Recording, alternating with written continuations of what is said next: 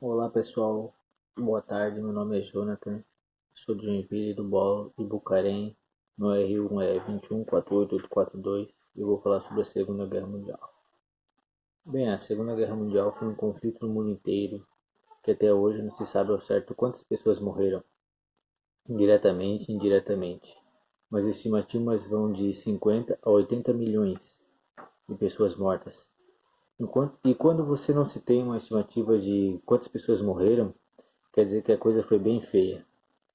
Aliás, a Segunda Guerra tem uma das piores atrocidades que o ser humano já viu, o Holocausto e as bombas atômicas. E quando você olha tudo isso que aconteceu em 1939 a 1945, percebe que esse é um dos momentos mais insanos da história. Lembrando que a Segunda Guerra Mundial só aconteceu por causa da Primeira Guerra Mundial.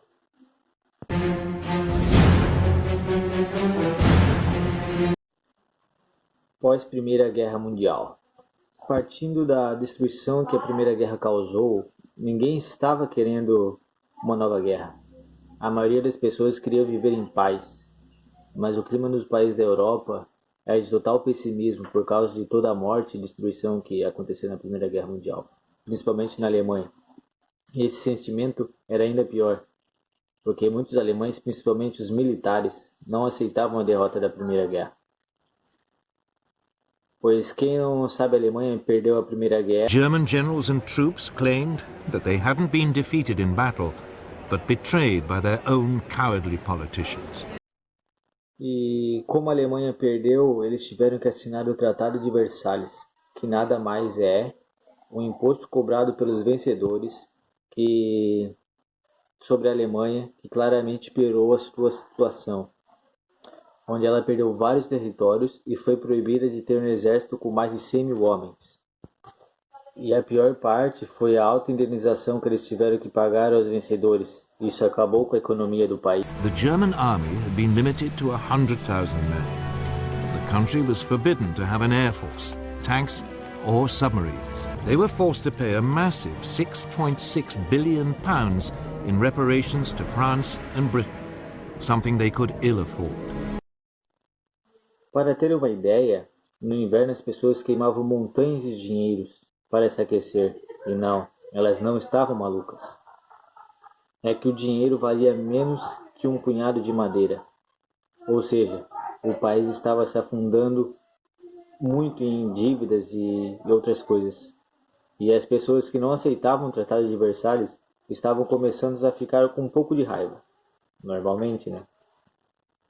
Mas isso não foi o estopim para a Segunda Guerra Mundial. Antes disso teve a Grande Depressão, uma das maiores crises da história, em 1929, onde a Bolsa de Nova York quebrou. Isso destruiu a economia do mundo capitalista. O mundo inteiro ficou quebrado. Isso porque depois da Primeira Guerra, os Estados Unidos se tornou uma potência enorme. Ou seja, muitos países dependiam dos Estados Unidos. E quando ele quebrou, vários países quebraram junto com ele.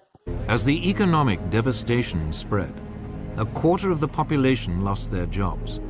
Tens of thousands were made homeless, living in shantytowns. Whereas before it had been distracted by pleasure, now America was distracted by pain. Isso significa que a Europa sofreu muito com isso. Duas correntes ideológicas opostas que já existiam na Europa começaram a ganhar muita força. A primeira era a democracia.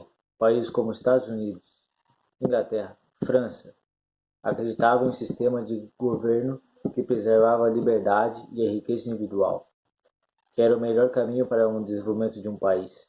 E a segunda era o totalitarismo, que prega um país que tem um líder supremo, que concentra todo o poder e diz o que o povo pode ou não fazer. Isso é chamado de ditadura. Vamos começar com a União Soviética, que quando estourou a Revolução que acabou com o Império Russo, em 1917, teve uma guerra civil, uma grande guerra civil. Em 1922, foi criada a União das Repúblicas Socialistas Soviéticas e considera o primeiro país comunista do mundo. The Union of Soviet Socialist Republics is the official name of Communist Russia and its satellite republics. Manipulation of the masses in Red Square masks the iron-fisted dictatorship of Stalin, who has also thrown millions of poor wretches into his labor camps, the Gulag. Então o Império Russo virou a União Soviética, e na metade dos anos 20, quem se tornou o líder supremo da União Soviética foi Joseph Stalin, que transformou o país de vez em um estado totalitário de esquerda. Como eles viraram totalitaristas, vários países da Europa ficaram com medo desse regime se espalhar. Daí surgiu vários movimentos nacionalistas que odiavam os comunistas. E desses movimentos chegaram ao poder desses países, criando um estado totalitarista de direita. Street battles erupted between extreme right-wing nationalists and communists trying to start a revolution. This was fertile ground for a new breed of rabble-rousing right-wing politicians. Among them, Adolf Hitler. Isso aconteceu em vários países do mundo, mas vamos nos atender em quem se envolveu na guerra, na Segunda Guerra Mundial, no caso. Isso aconteceu na Itália, por exemplo, com um sujeito chamado Benito Mussolini, que era o chefe do partido fascista em 1922. Ele se tornou o primeiro-ministro e 3 anos depois acabou com a democracia na Itália e se colocou como o grande líder do povo italiano, chamado de Duce. Acho que é assim que se pronuncia. Deve cristallizzare una posizione di potente ingiustizia. By 1928, his position seemed secure. Parliament was appointed rather than elected, and all power was firmly in the hands of the fascist Grand Council. Na Alemanha aconteceu algo parecido. Com o final da Primeira Guerra Mundial, a Alemanha deixou de ser um império e virou uma república. E com esse novo governo, era quem tinha assinado a rendição no final da Primeira Guerra, em 1918. Aquelas pessoas que odiavam o Tratado de Versalhes também odiavam aquele governo. E como a situação política do país era instável, o Partido Nazista começou a ganhar força com o povo. E em 1933, o líder do partido, Adolf Hitler, se tornou o chanceler da Alemanha. E em 1934, o presidente alemão morreu e ele virou o líder, o Führer, líder absoluto do país.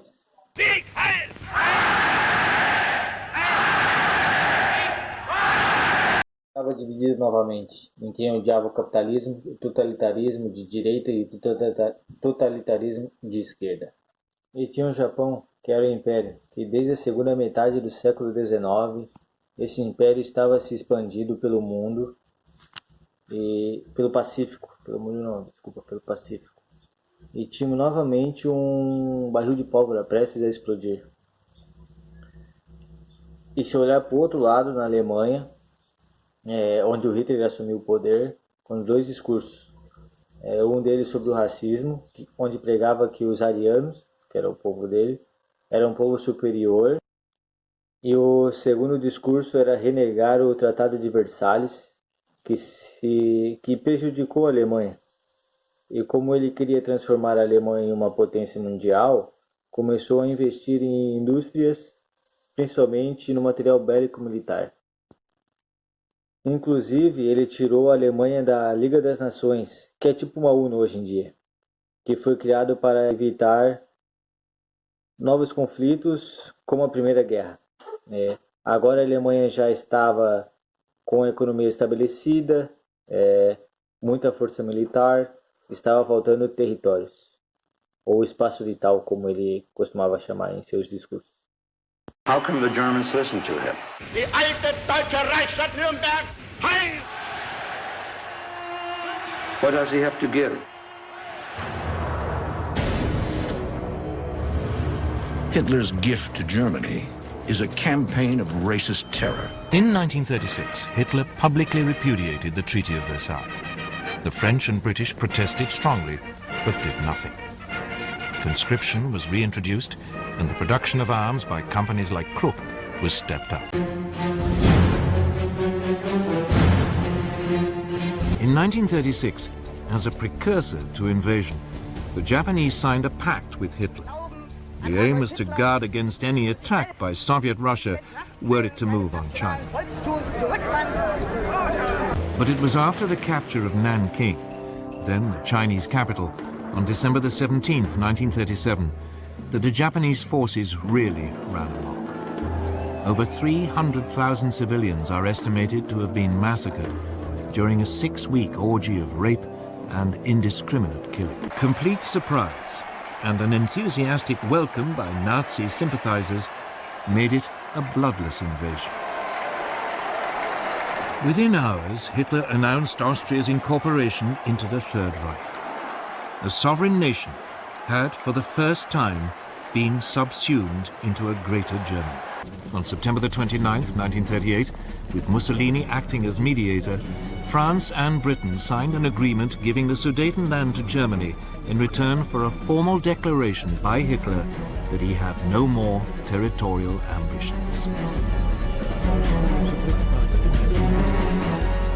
Chamberlain flew back to Britain waving the piece of paper which he claimed guarantees peace in our time. Hitler demanded the return of the port of Danzig to German control, so that East Prussia could be linked up with the rest of Germany. End of March, he again repeated his demand that Poland give up Danzig.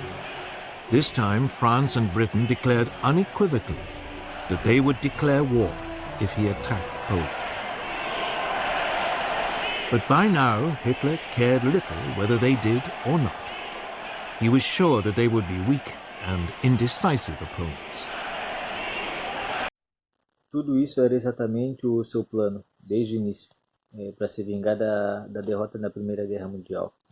E para o povo, parte do povo praticamente, isso era o correto a se fazer. E como ele planejou desde o início, desde quando assumiu o poder, ele teve bastante tempo para não pensar e não cometer os mesmos erros que como cometeram na Primeira Guerra. Ao enfrentar a Inglaterra e a França de um lado e a Rússia do outro lado. Como ele era muito esperto, ele fez um pacto de não agressão com Stalin, líder da União Soviética, que um não atacava o outro e assim ficou por um bom tempo. On August the 23rd, the Soviet Union and the Third Reich, who everyone had believed were sworn enemies, announced a non-aggression pact.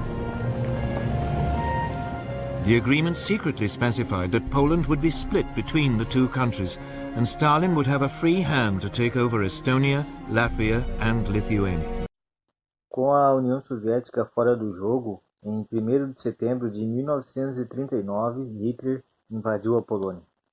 E, como consequência, a França e a Inglaterra declararam guerra à Alemanha.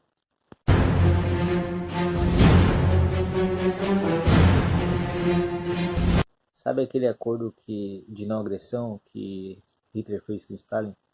Bem, ele também dividia alguns territórios onde podiam ser atacados e outros não podiam ser atacados. E alguns dias depois que a Alemanha invadiu a Polônia, a União Soviética foi lá e invadiu a Polônia também. E literalmente a Polônia foi dividida entre os dois, cada um ficou com um pedaço dela.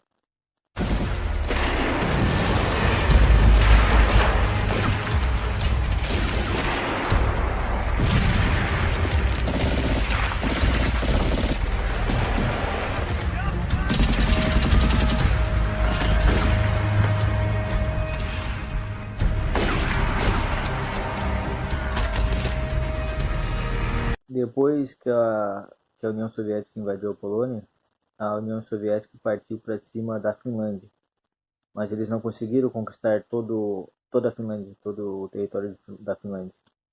Daí uma trégua foi negociada entre os dois, onde a Finlândia cedeu parte do seu território para a União Soviética e Com consequência, ela conseguiu manter a sua independência, não ficou submissa a eles. Agora, na Europa Ocidental, navios ingleses e franceses começaram um bloqueio na Alemanha para travar o comércio marítimo do país. Então Hitler soltou seus navios U-Boot. Isso deu início à Guerra do Atlântico. They could sneak up underwater on British merchant vessels, attacking them at the last moment. The submarines were also extremely agile on the surface. Como eu disse que Hitler aprendeu várias coisas com a Primeira Guerra Mundial, uma muito importante foi não fazer uma guerra de trincheiras, onde cada um fica de um lado e ninguém avança praticamente nada. Um suicídio, uma guerra assim. Como seu objetivo era conquistar territórios, isso não servia para ele. Então ele desenvolveu uma estratégia em cima da velocidade, onde foi desenvolvida uma tática conhecida como Blitzkrieg, ou Guerra Relâmpago.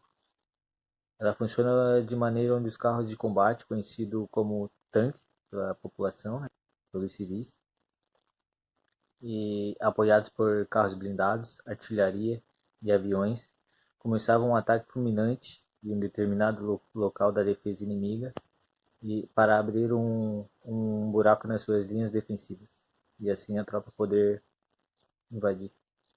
Fast-moving tanks punch gaping holes in the Polish front lines, while the German Air Force, the Luftwaffe, pummels the nation's capital, Warsaw.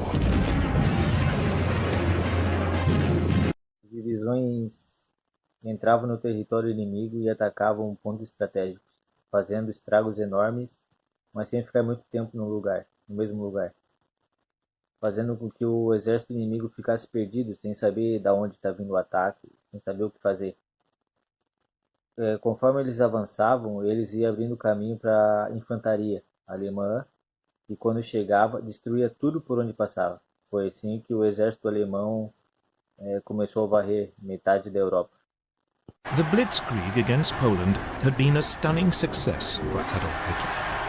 He had subdued an entire country in less than 4 weeks, and he was hungry for more. Desse modo que ele estava atacando os outros países, em 9 de abril ele invadiu a Dinamarca e a Noruega. Em 10 de maio ele invadiu a Bélgica, Holanda e Luxemburgo. Hitler estava indo para cima de todos com tudo que ele tinha. Mas o seu foco, o seu real objetivo era a França, se vingar da França. Em 10 de junho, quando a Itália oficialmente entrou na guerra, a situação da França piorou, pois ela foi invadida pela Alemanha e Itália juntos. Em 14 de junho, as tropas alemãs marcharam pelas ruas do país. On June 10th, Italian fascist leader Benito Mussolini throws in with the Nazis and declares war on France.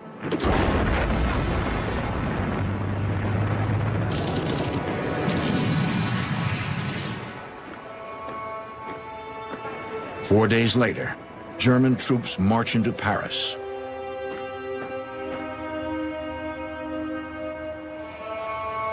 Triumphant German soldiers unfurl the swastika from the Eiffel Tower. And France surrenders to Hitler. O governo francês teve que assinar a sua rendição no mesmo trem onde a Alemanha assinou a sua na Primeira Guerra Mundial.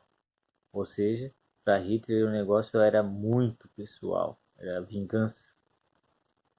Pelo território da França, Hitler começou a atacar a Inglaterra. Foi aí que começou a Batalha da Grã-Bretanha. A primeira grande batalha travada praticamente só por aviões. The Luftwaffe begins bombing runs over the British coast and shipping convoys. Britain's Royal Air Force, alerted to impending attacks by a sophisticated new radar network, takes to the sky, including the deadly Hawker Hurricane and the Supermarine Spitfire. Na Primeira Guerra era muito normal ver avião contra avião. Já na Segunda Guerra mudou completamente. Entrou em cena os bombardeiros, que levavam bombas, né? E tentavam chegar no território inimigo para soltar as bombas e as coisas aradas para destruir. E era aviões contra jatos, jatos contra jatos. Era uma guerra muito louca nos céus da Inglaterra.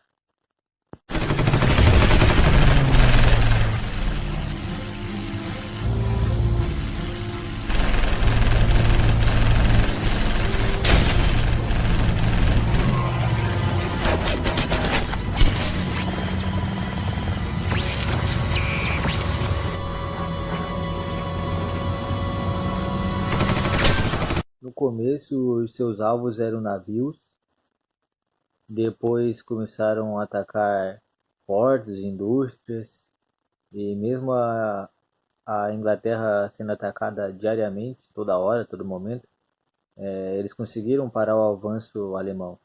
Tudo graças a dois fatores. Primeiro, os pilotos ingleses. Eram os melhores que existia, né, naquele tempo, né, com aquelas ferramentas que eles tinham, os aviões daquela época. E também com a ajuda de uma tecnologia que surgiu naquela época, os radares, que avisavam a quantidade e a aproximação que os aviões estavam chegando. E a segunda coisa foi o Winston Churchill, que tinha acabado de virar primeiro-ministro da Inglaterra, e com tudo isso, ele sendo atacado a toda hora, ele não deixou a moral dos ingleses ser abalada por isso. What kind of a people do they think we are?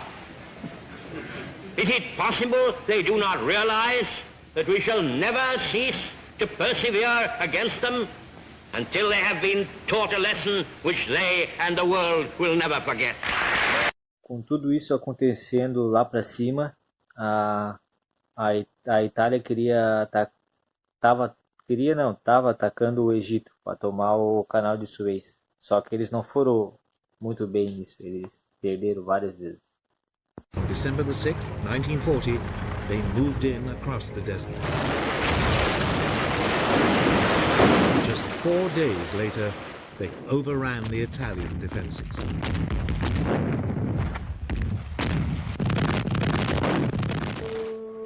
Nearly 40,000 Italians were taken prisoner. Mesmo eles perdendo várias vezes, eles não desistiram e foram para a Grécia. A Itália tentou dominar a Grécia e também perdeu. Só que dessa vez o Hitler falou que ia ajudar eles, só que só depois do inverno. Daí foi aí que Alemanha, Itália e Japão assinaram o pacto da Tripartite em setembro de 1940. Que nada mais é do que se alguém atacar um deles, estaria em guerra com os outros dois, no caso.